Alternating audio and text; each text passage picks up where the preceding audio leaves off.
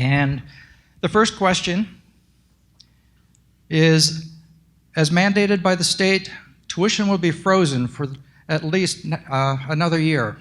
We did not reach our enrollment goals for winter or spring semester. How does the institution plan to address this issue during the upcoming fiscal year 17 budget planning process? Thank you, John. First of all, just a point of clarification that it isn't just this academic year or fiscal year that we have not met our goals. This has been an ongoing issue for at least 2 years that we are missing our enrollment projections. Attaining our enrollment projections. That having been said, I want to make it perfectly clear that, and many of you know this, that this is a nationwide issue. It's particularly difficult in the 2-year college sector because we are so tightly aligned with the workforce.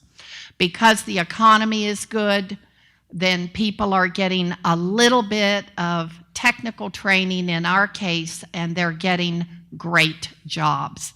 And so it's a very challenging environment.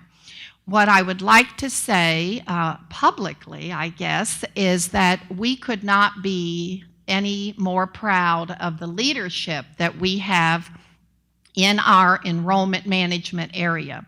So first of all, under the leadership of Terry Holder, our Vice President over the Gateway and also the extended campuses, more specifically as it relates to enrollment management, Brad Pulsini, probably make him blush this morning, but what a catch. I don't know how else to say that.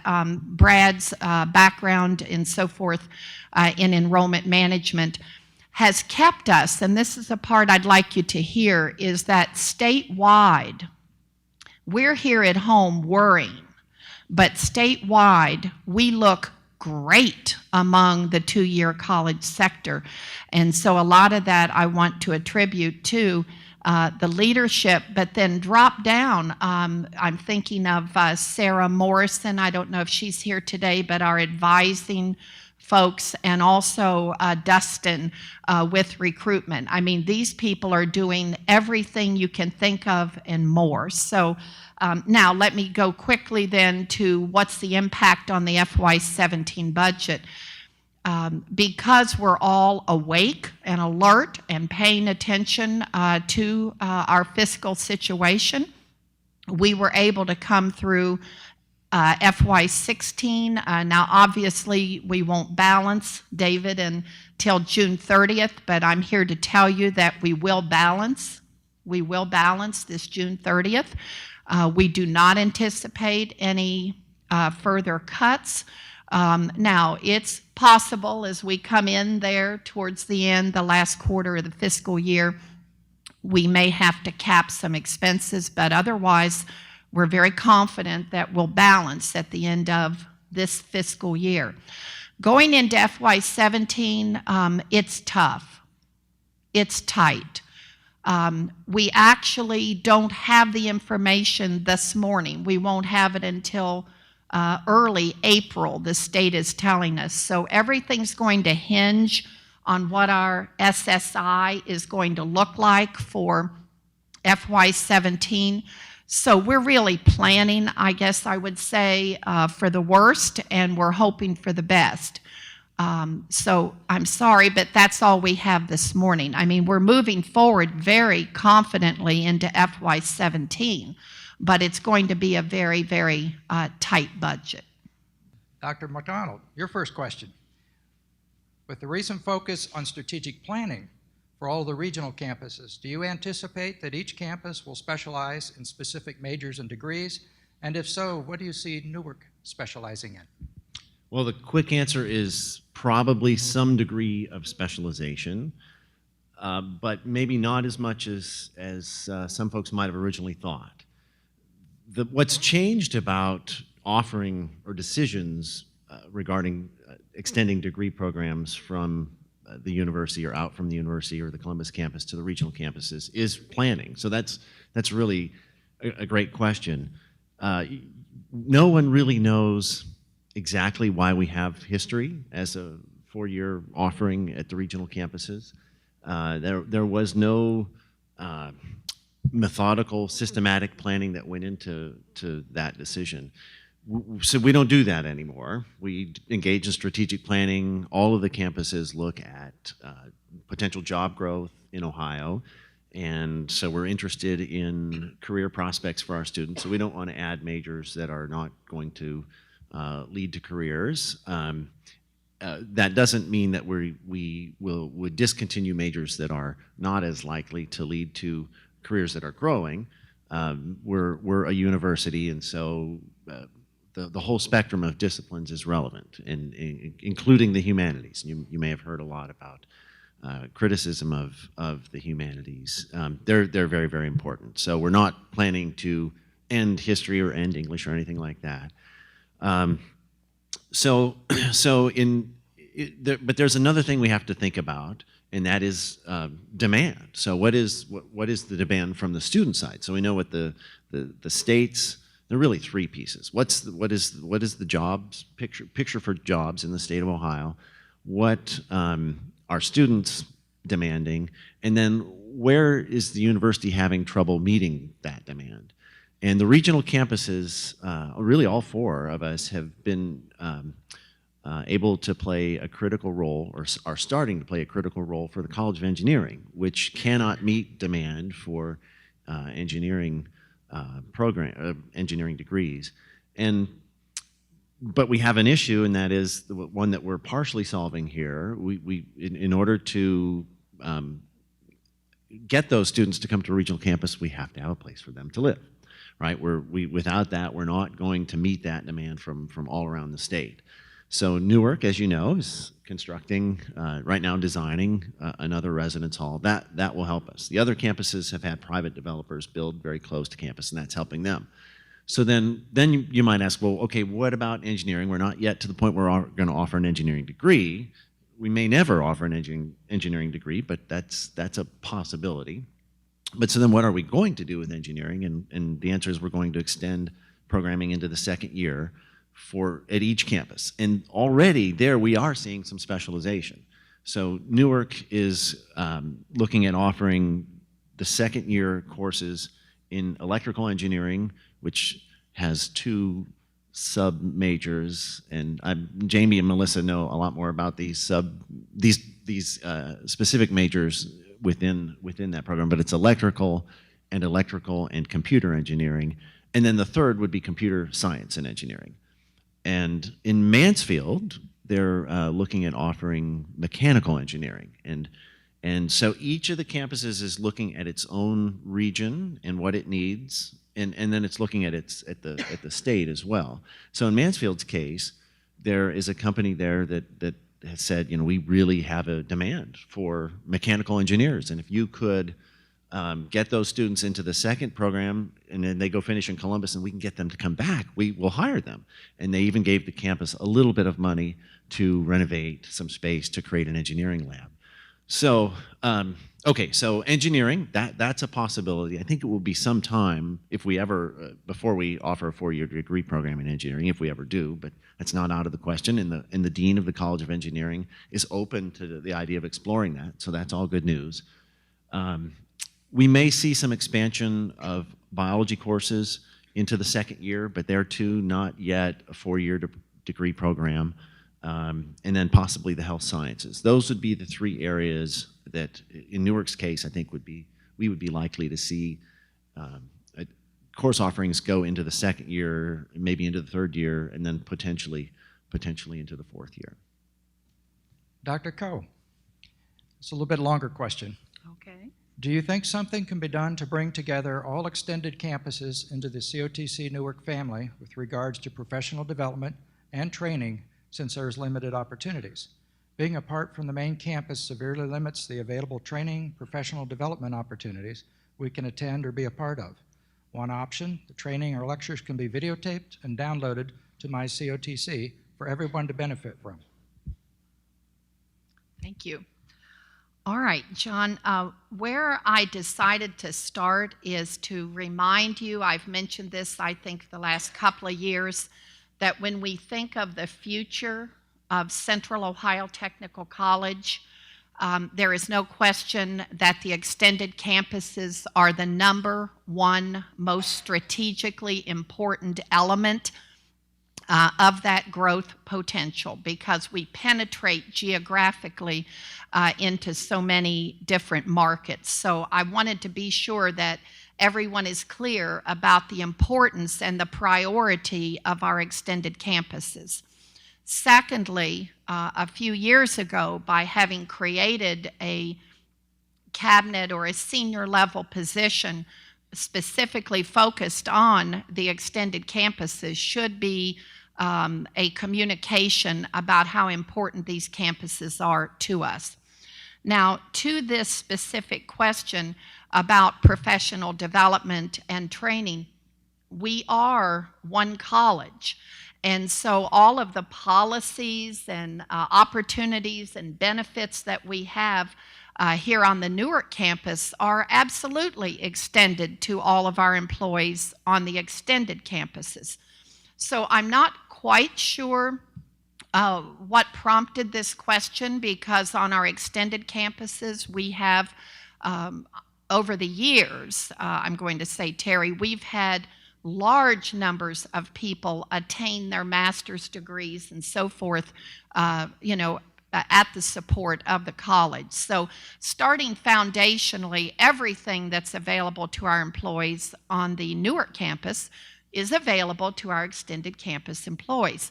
Now, I think here they seem to be talking a little more about probably more general programming or training, professional development, seminars, and so forth, which indeed we do, whether it be from each institution, coming out of academic affairs, coming out of the gateway. We're always bringing programming out of HR. We have a lot of programming. And we do the very best we can to make that available. I don't know if you realize, but the gateway meetings are rotated among the different campuses. So we are doing as much as we have thought of thus far. Lastly, I would say to you that this is certainly a great suggestion. We have so much more technology available to us now. So frankly, I appreciate the suggestion around videotaping and then downloading and that type of thing. So we certainly have taken that now into future considerations. So thank you. Dr. McDonald, the OSU Admissions Office has recently lost many of its veteran counselors, representing the loss of decades worth of higher education experience. Could you share any concerns about meeting enrollment goals and efforts being put in place to encourage retention of admissions staff members? Sure. No worries about enrollment. It's very early to look now at the data, the applications data, and try to make predictions about next year. But what we're seeing looks pretty good. You may recall that until about, we did projections from 2012 to 2022. We expect to grow very, very modestly over that time. And so in any given year, we may see a little bump up or a little bump down, but nothing huge. And so far, that looks like we've not lost any ground. There have been several changes, and at a small campus, there are only so many opportunities for career trajectories to lead to higher level positions. And so it's naturally going to happen in areas. Sometimes it happens all at once. Sometimes it happens sporadically. Sometimes it happens kind of progressively. But people look to move on, and good people. And I've always felt that it's my job, and I hope it's that others feel this way too, that when someone's on that kind of trajectory, you want them to fulfill their career goals. You want them, of course, to be a great contributor to the campus, but it may be natural that over time some folks will leave to find other positions. Sometimes within the university, sometimes outside the university. So I'm not worried really about retention of staff in that area as well. We have new folks on board who are very excited and exciting and very enthusiastic. So I'm very confident we're going to do very well. COTC has had a number of upper management changes over the past couple of years, which affect staff. Do you see a time of more stability now that many of the open positions have been filled, and also the likelihood of more internal promotions into new or existing openings? Okay, a complex question. Let me start by acknowledging that any change in leadership or below that management is going to affect everything and everyone. It's just a fact of life, and we have to accept that. Number two, the idea of, are we hoping for more stability in leadership positions? The answer would be yes.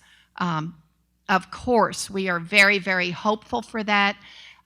As we look at the campus overall, as we look at COTC more specifically, we're looking at, I believe, Jackie, I'm going to say 8 to 9 new positions in management and leadership that we've had on the campus probably over the last year to year and a half. So this question is very legitimate. It's just that I would like to shed an additional light on this. I think usually in the town hall once or twice I'll say, but you're stuck with me.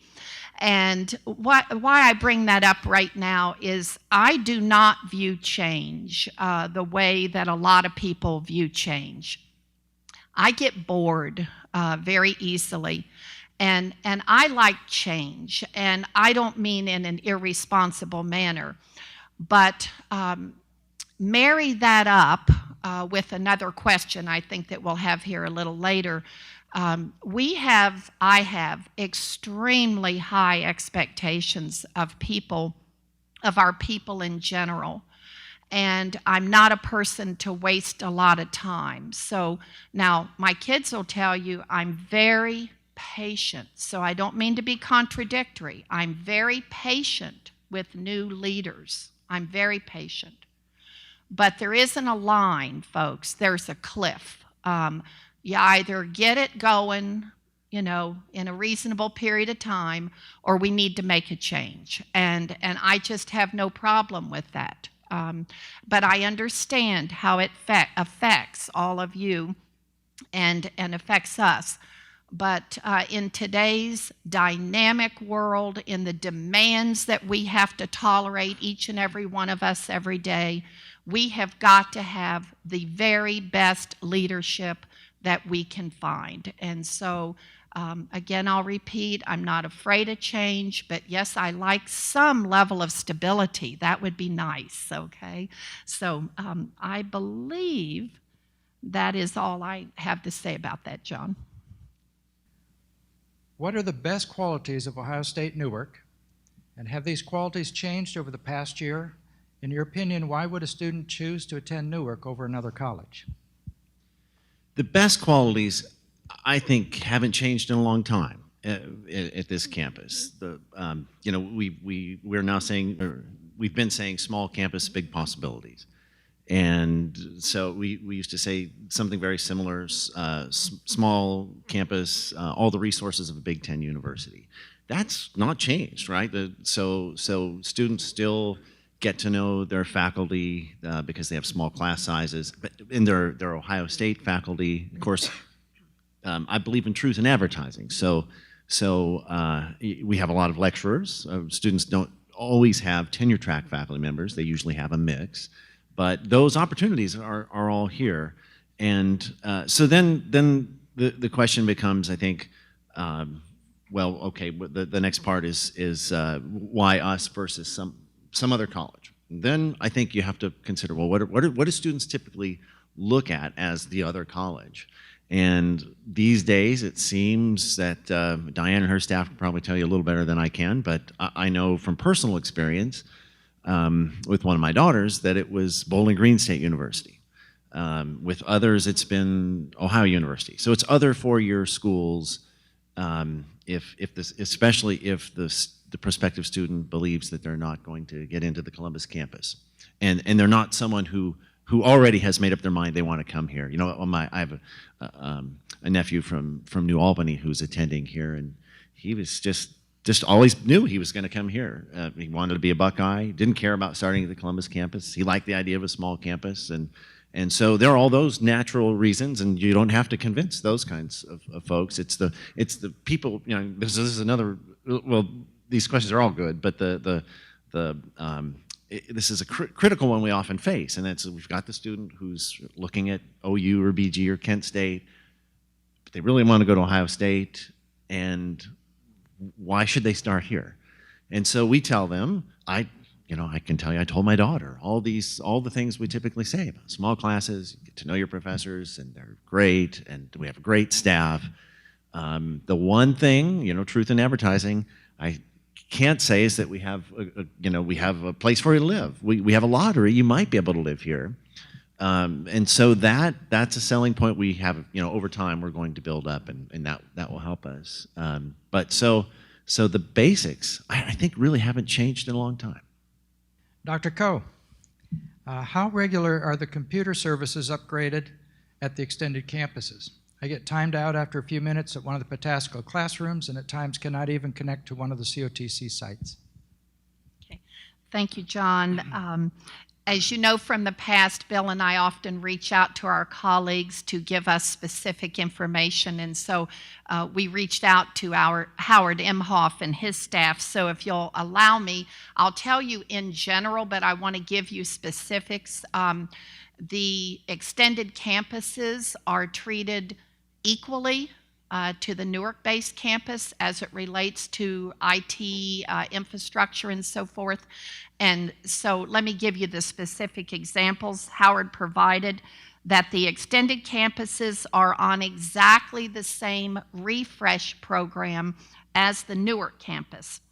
For student and classroom computers, that is every 3 years. For faculty and staff computers, all of us know that's every 4 years. As to the network infrastructure components, such as switches and so forth that were referred to, they are also on the same refresh schedule as our Newark-based Newark campus. And those components are refreshed every 4 to 5 years. So the part that I wanted to add today is that have we had problems on our extended campuses? Of course we have, but we've had problems here too, okay? It's just a part of technology. But what I wanted to share is, honestly, if you are having a pattern of a problem, there's something specifically that you're experiencing that's frustrating, you have 2 places to go, and it's your responsibility to identify that for us. You need to go to a Terry Holder, who's responsible for those extended campuses, and some of you have. I'm very aware of that, IT problems expressed up through Terry Holder, or you certainly can go directly to our ITS department, but that would be the response I would offer you this morning. Thank you. Okay, Dr. McDonald. This is one of the questions that we asked at staff forum in general here some time ago, so we're going to kind of put you on the spot on this, but what is your favorite place on campus? This is a question I really, I had to spend a lot of time, and I enjoyed the time I spent thinking about it, but I didn't have a snap answer, and I felt like, well, I like my office. I like the accoutrements of it. I like that I'm close to Bonnie and Jan, and that Sandra's right there. We're all together.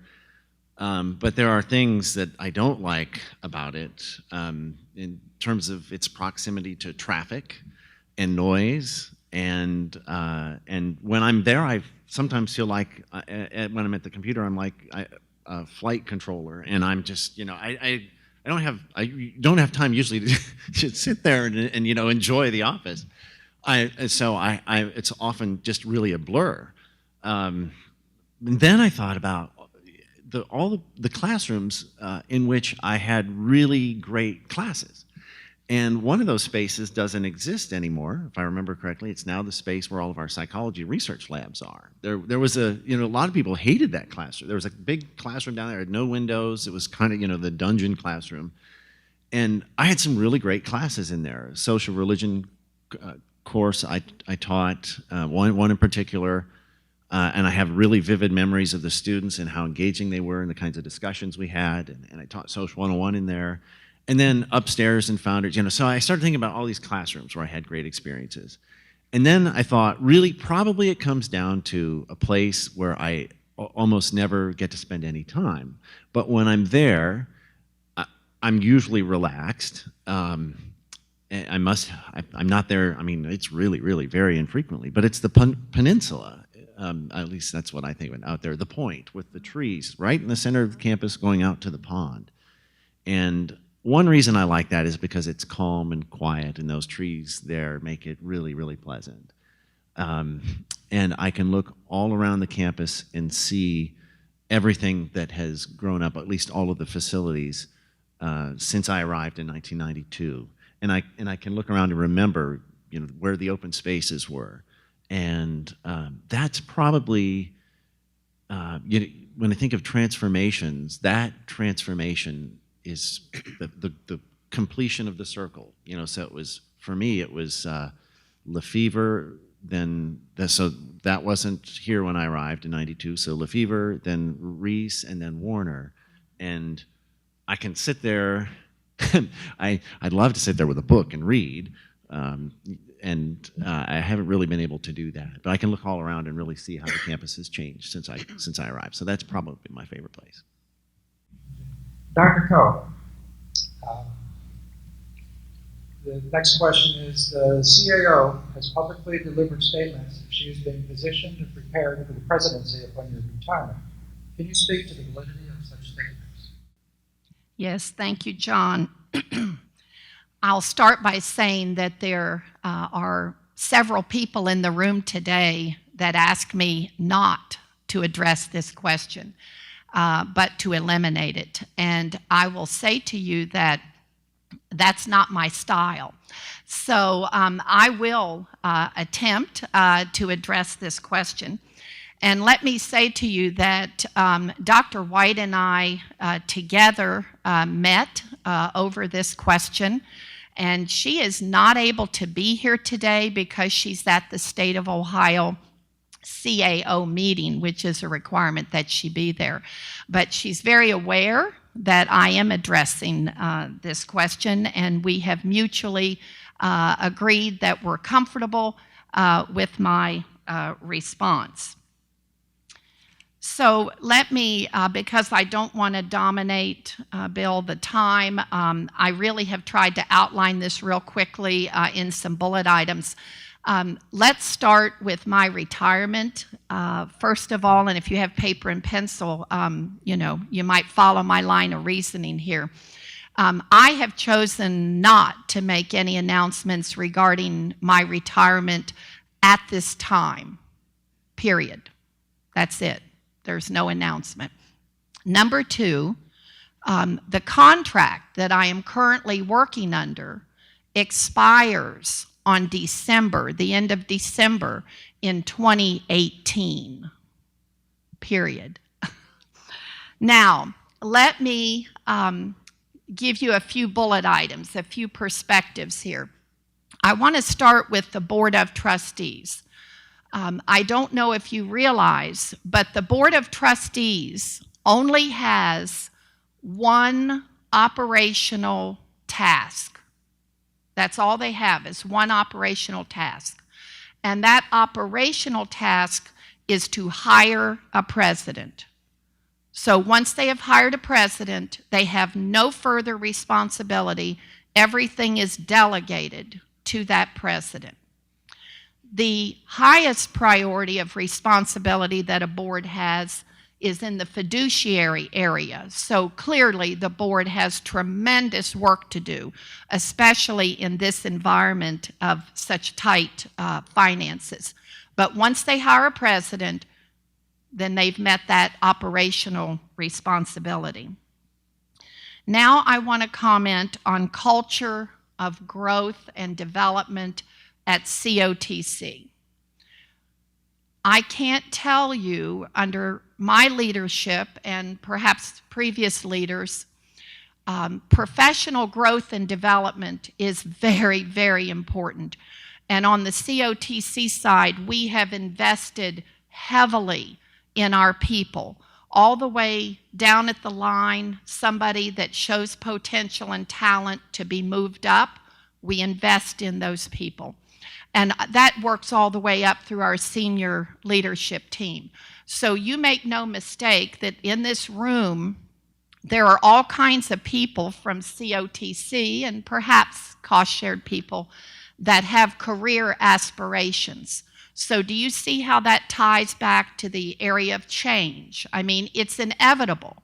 When you stimulate and you support people to develop themselves, then there are going to be changes, and hopefully those are positive and good changes.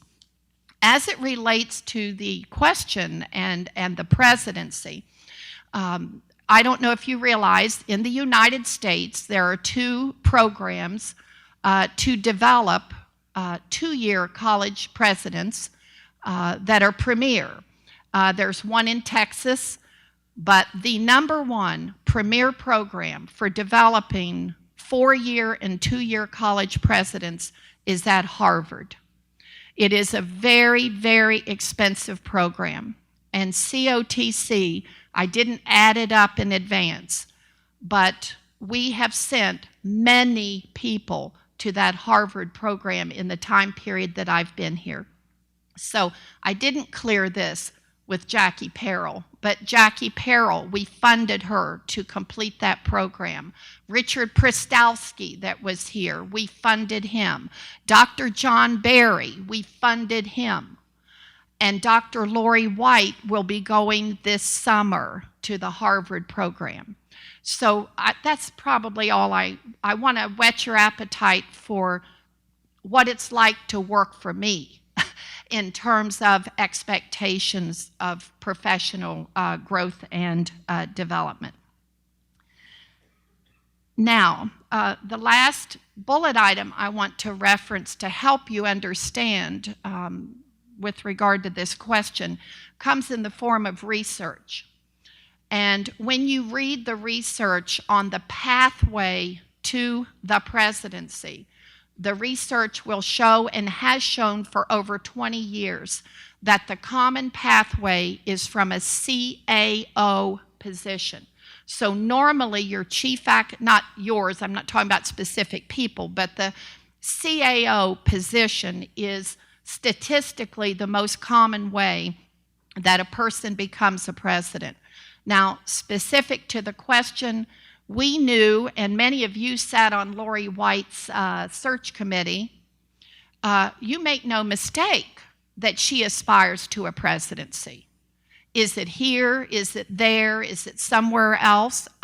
We don't know. She doesn't know. But my point is, any CAO that's worth anything should have aspirations for going on, in my humble opinion. So I just wanted to cite that. Now, it's interesting, and bless his heart, he's going to blush when I tell you this. In the research, the second most common pathway is the CFO. And so, and I know that, David. I don't know if you know that, but I know that. So I'm not making light of it. I'm just citing the research for you, okay? And the last thing that I want to leave you with is a really great message.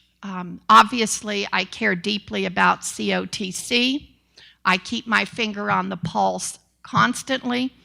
And when I do retire, your search is going to be robust. I cannot describe to you the number of people, and Bill, this reflects on you, it reflects on OSU, Newark, but this campus is just in the forefront of the state of Ohio. And so there are already people approaching me, asking me questions so that they can make their plans in terms of applying. I could name 3 people right now. I won't, I've named some others, but there are 3 external folks that are holding off, excuse me, on applying, waiting for this presidency. And I want you to feel really, really good about this. So that's how I'll end my answer, John, is that this is nothing but great for the college. And Bill, I think it's great for the campus. And I think it's great for each one of you individually in the room. So I guess I'll say thank you for the question. Okay. Okay, we're going to move to a little bit different layer here. The next batch of questions are going to be for both Dr. McDonald and Dr. Coe. So I don't know if they're both going to answer, if they're going to alternate, just how they're going to do that, but we'll find out as we go through this. We'll keep you guessing. Keep us guessing, that sounds good. The first one is, for each institution, what's the biggest challenge it faces and the biggest opportunity to realize? Sure. All right. I'll start with this one. The biggest challenge for me, well, there are really 2 that are tied, and they're probably the biggest opportunities as well. And so the first is graduation rates, and I'll tweak that a little bit. So graduation rates in general need to improve, in my opinion, and that's not unique to this campus. That's nationwide, and it doesn't. The responsibility doesn't rest entirely on the institutions of higher education. It rests on our entire society. It rests on our elementary schools and high schools and our parents. That we really need a culture change in the United States when it comes to education. So graduation rates in general need to come up. I mean, we're about access. We always will be, but access doesn't mean anything if you don't finish. And our graduation rates are very uneven across race and ethnicity, and I want to eliminate those disparities. And so, and that's not unique to this campus as well, but that's of really, to me, tremendous national importance. So, I mean, that's what I think about. I know there probably are not any faculty members in here but they may be disappointed to hear that I'm not saying something about research. I know Ohio State is a research university, but the role of the regional campuses is really access and student success. Yes, we do offer research and research opportunities for our students, but right now, that's not the highest priority. The second thing, which is right there, especially for the future of the campus, is money for a science building or STEM building. Without that building, we will not be able to offer the kinds of programming that we're needing to offer. And already there's tremendous pressure on our science courses. I'm thinking in particular of chemistry. And so getting the money for a new science building is another big challenge, but a huge opportunity for our future. So that's it. John, I'll make a quick comment. Probably our biggest challenge, I already alluded to earlier, would be in the area of enrollment. But I'm also going to say that is, in my opinion, our greatest opportunity also. I see it both ways. We have the right people, we have the right talent around us, we have the right plans. We're in a tough environment, but these are the people I want in my boat as I'm going into that kind of a rough sea. So that would be my answer. And earlier this week, I saw a number, Terry, I don't remember it totally, other than our college credit plus this year, right now that we're wrapping up. We're over 1,700 students that are college credit plus. So that is both a challenge, but it is a tremendous opportunity for us. So that's probably where we are, John. This is one that probably will be dear to many hearts out here. With the recent move to facilities to their new home, Do you have a timeline you can share as to when the Adena renovation will begin, and if it includes a new fitness center with staff, faculty hours? Thanks, John, and thanks to whomever asked this question. There are a couple of questions that Bonnie and I turned to Brian for help on, so I'm going to give him a lot of the credit. But the design work is virtually done, and we will should start construction near the end of April, and be done by and open in early January of 2017. The next question, this is a little bit longer one. As we have seen in previous years, many students come to our campus unprepared for college-level math and English, which affect their classes and other areas as well. This has a significant effect on how and what faculty can teach in the classroom, how prepared the students are when transferring, and our graduation and retention rates. Can you share what plans are currently being made to address the lack of preparedness of entering students and/or redeveloping the pre-college courses that we offer to better support the students where they are? I don't know that we have time for both of us to address every element, so I think we'll just say a little bit here. First of all, we all surely realize this is not a new challenge. This has been going on for many years in our nation and in Ohio. You know, I'm known for being pretty bold, even from the podium. In my opinion, I think that our state government, I think our legislators, I think our general populace, our parents have, and I'm generalizing here, I think they have lost confidence in the K-12 system. And I think that, you understand, I mean, for preparing their young people for moving on in life. So for that reason, I think the impetus, it's like a snowball. If you want to know why College Credit Plus is growing so rapidly in Ohio, I think there are many reasons, but one is parents want to get their children out of that environment, and they want to get them into what they believe is a superior environment academically. So whether that's correct or not, you know, who knows. But I think that is a little bit of what's happening. But keep in mind with regard to this question, now we don't have much research yet. Remember, College Credit Plus just started in the fall. But COTC has over a 10-year track record with dual enrollment in high school options. And generally, the students that are coming to us are really very, very well prepared that are coming up through College Credit Plus right now. But we'll see what the data shows. So many times it's the returning adults that are actually not as strong as we would like to see them be in the fundamental areas. And so that's why we have jointly, you know, I think in the last year in 2015, I mean, our tutoring and all of our academic support services that we have available on the campus, we're aware. That's the first message. We're very aware of the situation. And number two, we're in an environment of limited resources. So these are things that Bill and I and others, the senior staff, we think about and worry about all the time. If I could add just a couple things, that's well said, and I concur with Bonnie on everything she said there. And I would like to say something about the faculty, because I said something just a minute ago about, you know, how they often think about research, but our faculty have made a huge shift in their thinking, and it's really encouraging to me. They have, over the past, I think it's probably been about 3 years, taken a genuine interest in addressing these matters inside the classroom and outside the classroom.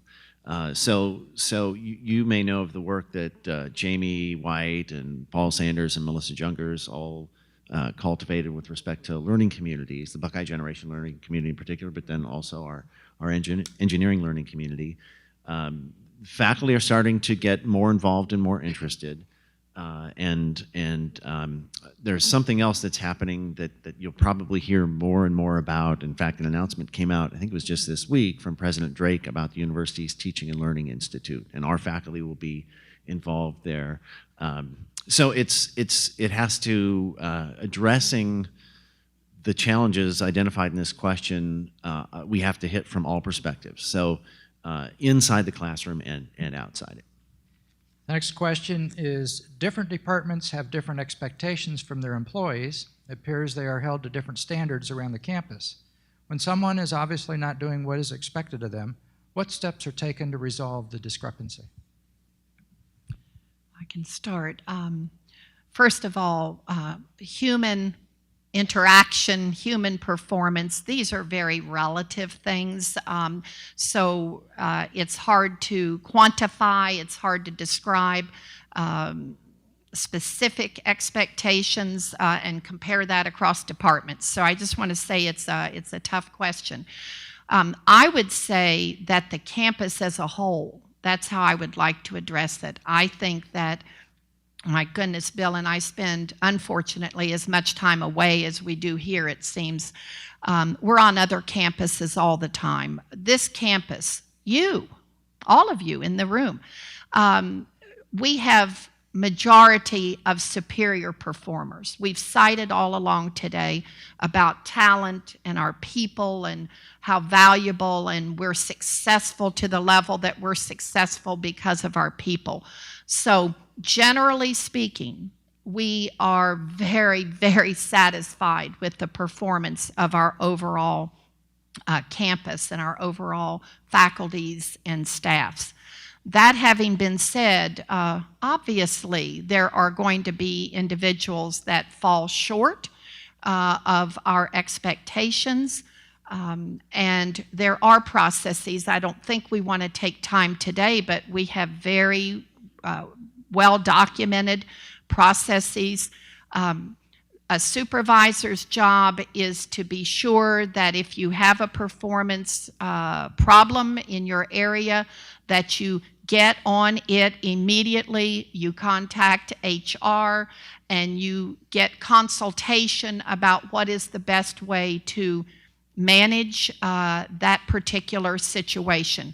If you are turning your head, or if we're turning our head, then that is wrong.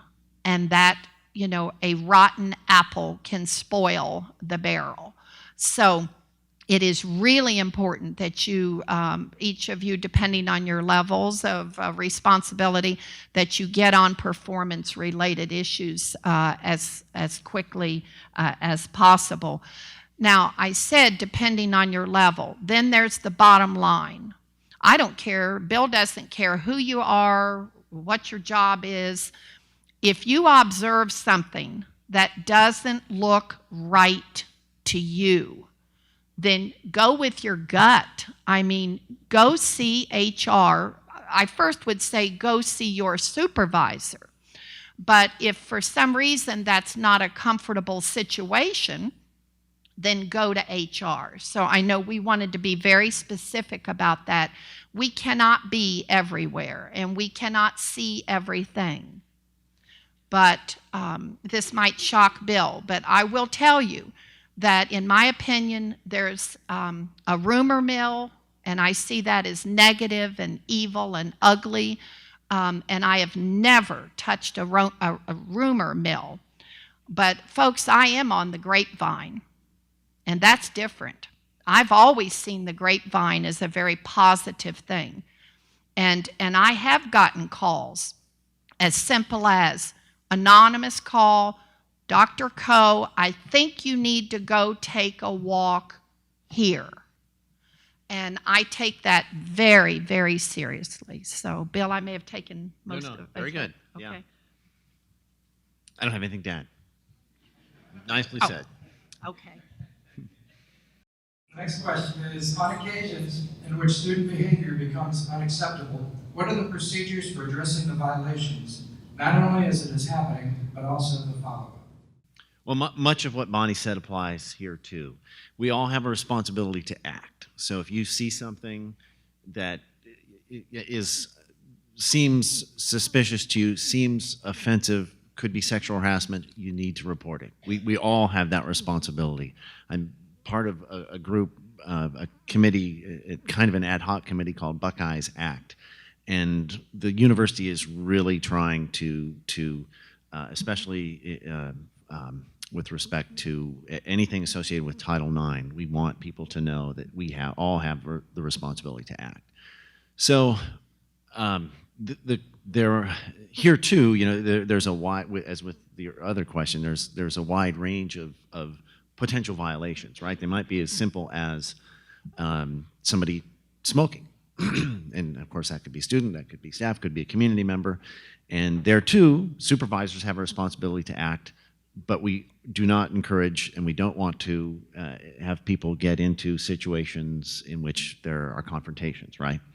So there too, you sometimes need to say something, but you only need to go so far. And then you can report to the incident to the appropriate source. It may be HR in some cases. It may be student life in others. And it may be me. I mean, somebody might witness, or Melissa perhaps, something that could be cheating or considered cheating, academic misconduct. We have a process for handling that. If it's smoking, that's another thing. If it's there's just a huge range. So it might be a violation of the student code of conduct. So disruptive behavior somewhere, and so. But if it's you think it's a dangerous situation, you need to think about going immediately to public safety. So this is a good question. It's one that we probably could have an entire workshop on, but I hope that answer is sufficient. Could you talk about the new residence halls, like the swimming pool, tennis courts going to go with it? I wish there was a possibility for a swimming pool, but I'm happy to talk about the new residence hall. There are some things we know now because we are into the process of designing it. We aren't into the design phase. We're still well, I don't know. I better not say that because Brian may say no. We are, and really, it's I don't know, Brian. Would you say the phase we're in now is the design phase? What would you call the phase we're in now? Programming, pre-design. Yes. Okay. But there are some things we know. So we know it's going to be one building. It will not be an L-shaped building like we when we did that architectural study, the architects put out onto our conceptualized, I would say, and then drew up a sketch, drawings for an L-shaped building, just to give us an idea of what might be possible. But it turns out an L-shaped building is not ideal for this phase of residence hall development. Instead, it will be a bar building, right? So just a big rectangle, 4 stories high. The bottom floor will include event space for all students who live in the residence halls and for students who are outside the residence halls. But if you're not living in the residence halls, your access would be controlled. So we may have events there for all students or students who are, I shouldn't say all students, probably wouldn't be the entire campus, right? But students who are a mix of students from the residence hall, so a learning community, right? We might have an event there where we'll have students who aren't living there and students who are living there get together in the event space. And then there will be lounge space only for the residential students living in that building on the ground floor. And a variety of other basic things. There would be an apartment for the hall director on the ground floor. And then the next 3 floors would be beds, 40 beds per floor. And each floor would have probably 2 lounges, but that may change. So, and the lounge / study space would probably be at the ends of each wing, or each floor, I should say, so we can take advantage of views. We made a critical decision last week to go with one building. There actually, at the very last minute, someone said, what about pulling out the event space and putting that in a separate building? And we looked at that idea and decided it was not good for a variety of reasons. So we still are on track, but we are on a very tight timeline. But we still plan to open it in the fall of 2017. Okay, the next question is, first impressions matter. What is the timeline for the remodeling of Hopewell Hall? This is a high-traffic route for campus tours, and it does not project a very favorable first impression. Okay, thank you. There is no timeline for remodeling Hopewell Hall. And Dr. McDonald and I wanted to remind everyone, and we realize there are some new people in the room, but there is a framework plan that controls the master development of the campus moving forward over about 50 years. And so in that plan, and I'm glad everybody's seated because I hope this isn't coming as a shock, but that framework plan calls for the complete demolition of Hopewell Hall. And there are rationales, which I won't get into this morning, but that was a very studied consideration. So number one, in the even related bill to the science and technology building, I'm going to say what we had planned and what I believe, still are planning. When that building comes up, South Hopewell Hall will actually be demolished. It's part of that STEM building plan. And then at a later time, the remainder of the building will be demolished. So we certainly have plans to maintain that building with regard to safety and security and certain levels of comfort, but we're not going to be investing any significant dollars in the renovation of that building.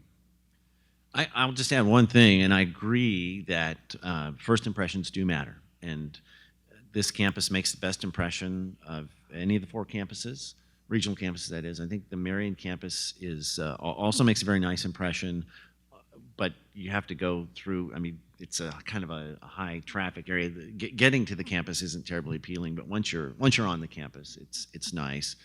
I've been to the Lima campus several times in over the past 3 years when we were doing the search for the dean there, and then to the Mansfield campus when we did the search. Jackie and I made several trips there, and I remember driving onto the Mansfield campus and looking at the parking lots. I mean, you can't help but see the parking lot, right, as you drive in, and I just thought, wow, this is, it's not good. And I thought, ours, I mean, there's just no comparison. Every year, our parking lots are in just superb shape. And our grounds. Sometimes I feel like I'm at when everything's in bloom, like I'm at Cedar Point or Disney World and, all the flowers. It's our campus makes a stunning impression. Breathtaking, right? And when we were at the Lima campus, I remember going. I think it was Charlene's visit. And Charlene is the dean the university hired.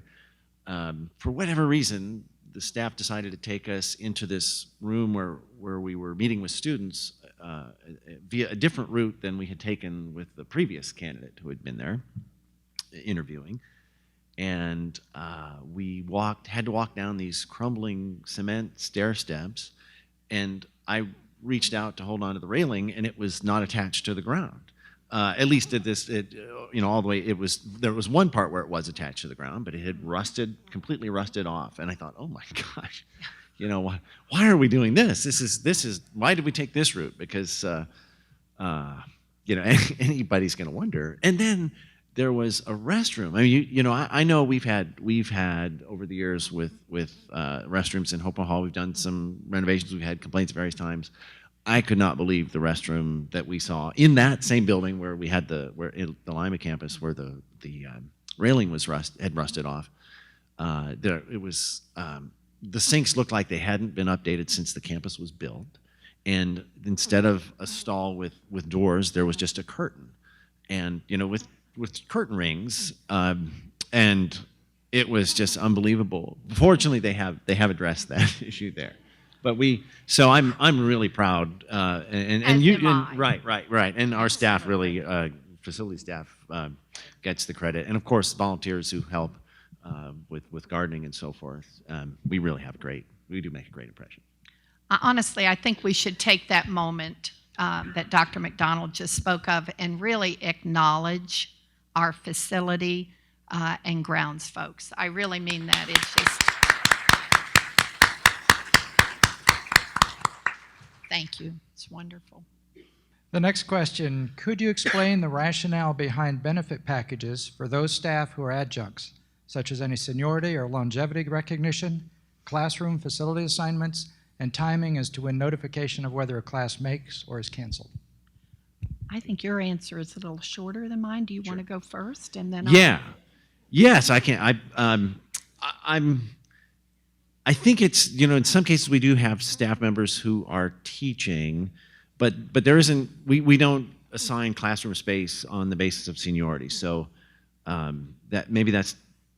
I hope I'm understanding that question correctly. There sometimes seniority is considered or longevity in class selection. So I know like our mathematicians they get to pick according to seniority who's going to teach which math course, but that doesn't carry over into classroom.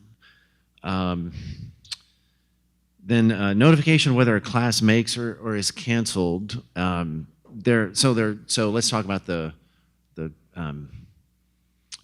well, and then sometimes there's adding a class, right? We may be as we're getting close to so our admissions counselors are trying to bring in students, and our advisors are trying to get them in, and then as we get close to the start of the semester, sometimes we're trying to add courses. That can become really difficult to offer, to hire, and so forth. But so that's sometimes we're adding as we're heading up to the start of a semester, and then sometimes we're canceling, right? So Melissa Jungers is in charge of that, and she could tell you. I think it's probably a month out, maybe a month and a half out. She starts looking at numbers, and then will alert people whose numbers are, whose course enrollments are low. The university's kind of a rule of thumb is 15. The regional campuses, because we value and well, I suppose Columbus values it too. It's probably not the right way to say it, but we try to offer small classes. I mean, we don't have 300 students in a class, that kind of thing. We have a little more flexibility, but so then she will go right up until probably 3 weeks out, and then she meets with me. She makes great decisions, but she'll tell me what she's going to cancel, and that's how it works. Okay, there are distinctive differences on both sides of the house as to how we manage that master schedule. So much of what Dr. McDonald has spoken of is consistent on both sides, but there are differences. The big difference is, I believe he just mentioned about 3 weeks out, a lot of the final decisions are made. That is not true. On the COTC side, we add and cancel sections all the way up through the first full week of the term. And so, again, we're different institutions with different missions, et cetera, and different expectations from our customers. Now, quickly, using the term adjunct, I think of COTC, and I'll remind you that we employ at least 300 adjuncts at COTC. We have no plans to discuss benefits as we all define them, extending to those folks who are below half-time, that sort of thing. So it's just a non-issue on our side. From a leadership perspective, I'm very aware that our adjuncts would like to have access to the benefits program, but That's just simply not on our radar screen. We couldn't even begin to afford that. Okay. Did you see the handout on the table? One of the frustrations that Dr. McDonald and I had this year as we looked at the questions, the frustration was that people are operating with incorrect information. And so we feel the responsibility to be sure that you have correct information. That's one of the reasons why we come here. And so on the table, Jackie Perrell, I believe, provided us this morning.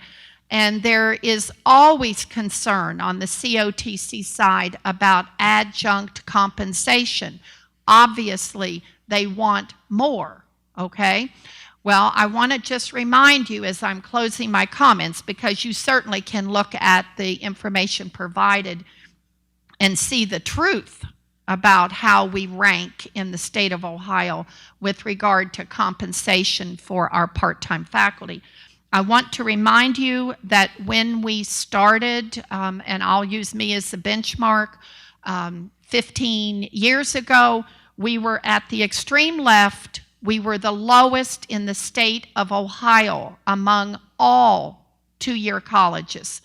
And I want you to look at how we value our people, how we value our faculty, our part-time faculty, and also look to the right. Look at the big boys that we're now up against, okay, like the Columbus State. You see what they pay, and we compete with Columbus State. But I will tell you that we compete very well with Columbus State, and it ties back to what Bill was saying. We pay a decent wage, but would you rather teach here on this campus, or would you rather teach at Columbus State? I mean, those are choices that people make. But of course, Sinclair, that's where most of you know, that's where I came from. Sinclair, Columbus State, are just mammoth. I mean, it's very hard for us to compete with them. Jackie will kill me for saying this, but I did notice when I was studying this very recent data, that the largest community college in the state of Ohio, you will notice, is not listed. And that's been consistent over the years. There are 2 or 3 or 4 that fail to show what they are currently paying. And with regard to the largest in the state, I'll leave it up to you as to why they're not showing it, but you surely realize the hotbed in Ohio for unionization of adjunct faculty is where? Cuyahoga Community College. That's the hotbed for unionization. So, okay, that's all I've got to say. The next question is a little bit more complex here. The span between the beginning of spring semester and spring break is long. President's Day used to be a holiday, but now is used elsewhere in the year to make a long weekend. It would make a good mid-session holiday if observed on its original date. Right. The mid-semester breaks do not fall during the middle week of the semesters. Could you explain the reasoning behind the holiday and break schedules? Well, I don't know that I can explain the reasoning behind it because it's a university standard that's been set for some time. So I don't know, but it's a university standard and it's what we have to go with. Exactly. I mean, John's indicating it's a complex question. It probably is a complex question, but the answer is pretty easy, okay? Even on the COTC side, and this makes you a little uncomfortable, but COTC chooses to let the university go first, and then we come in behind that with our schedule, because we really believe that that's critical to the operation of our campus. And so we support the decisions that are made there thus far.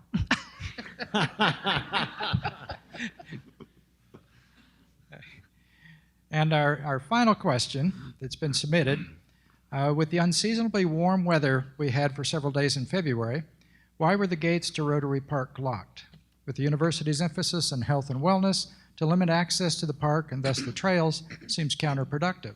Who determines when to unlock the gates, and can that be more closely linked to the weather forecast? Okay, we're up here deciding who's going to take this one because the answer is the same, because Brian Bomer provided us the answer for this question. But, excuse me. We both had a hypothesis and we were correct. Yes, that's correct. And also, this was one of the frustrating questions because it implies that the trails, that the bike trails are cut off, are not available. And that is not the case. And so, if you'll allow me to look down at the notes here, Brian indicated that nothing has changed for several years. Usually around Thanksgiving is when we close the gate for that inner parking lot. And that is done because we cannot support the snow clearing and the ice control and all of that for that lot, in addition to what we have here on the campus. So in looking at his note, let me be sure I don't miss anything. The second reason given is that the inner parking lot is the area designated for piling the snow. So when you see these big trucks on campus and they're loading up all of the excess snow coming off of our parking lots, I'm sure you've wondered, where does that go? And now you know, okay? All right, now the third reason, and this one is very disturbing to us this year. It was very disappointing. This beautiful campus that we have, we're so blessed that we do not have a lot of vandalism. But the third reason given is true, that this year, let's say in the last 12 months, we have really been realizing significant vandalism and cost having to do with Rotary Park, the restrooms. Brian, I don't mean to put you on the spot, but I think this last time around they even ripped sinks or urinals from the walls. So it's very disturbing. So that is a reason why, when there isn't a lot of activity over there, we need to keep that area secure. But Brian points out, as Bill and I had surmised, that the park, the bike trails, they're available year-round. So locking that gate doesn't prevent it. And then he mentions alternative parking areas across the street at the ice rink, and you know there's a tunnel under the road and everything. So that's the reason. Thank you. Okay, thank you. That was all the questions we had. Do you have any final comments that you want to make based on all the questions or the reaction or whatever? I would just say I'm optimistic about our future, and I really appreciate the input we've gotten regarding strategic planning. Ohio State Newark will launch its plan next January of 2017. So I thank all of you for your input, both via staff forum and via the survey. I think maybe my closing comment would be that just touching on so many points today, yes, enrollment is our greatest challenge at COTC. But remember what Dr. McDonald said. It isn't just about access. It's about retention. Excuse me. And I think you know, I'm so sorry. May have to call on David here. I think you know that we are now funded by performance funding. And I want to tell you that we continue to perform in the highest level in the state of Ohio, and that is bringing us additional dollars. So that's why we're so hopeful when we see those April numbers. So that performance, completion, retention, that takes in our faculty and all of you. So thank you.